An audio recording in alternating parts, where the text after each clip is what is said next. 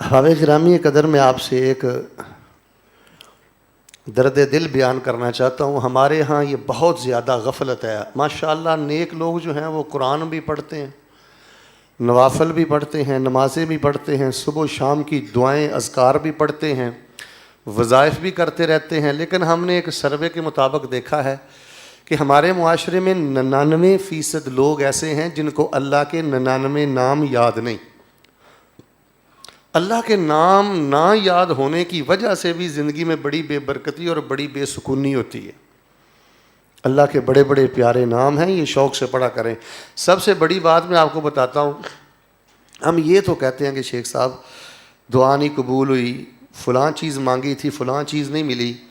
آپ مجھے بتائیں، جہاں تک یہ میرا پیغام جائے، ہم میں سے کتنے لوگ ہیں جو دعا سے قبل اللہ تعالیٰ کے 99 نام لے کر اللہ سے دعا کرتے ہیں؟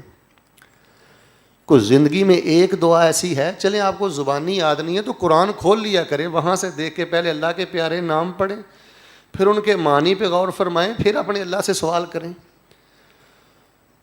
میں نے آج درس میں آپ کے سامنے صرف اللہ تعالیٰ کے 3 ناموں کا تذکرہ کرنا ہے، وہ بڑے قریب قریب ہیں، انشاءاللہ ایمان تازہ ہوگا، زندگی میں امید کی لہر دوڑے گی، مایوسیاں ختم ہوں گی۔ آپ توجہ فرمائیے، وہ 3 نام کون سے ہیں؟ ایک اللہ کا نام ہے قادر۔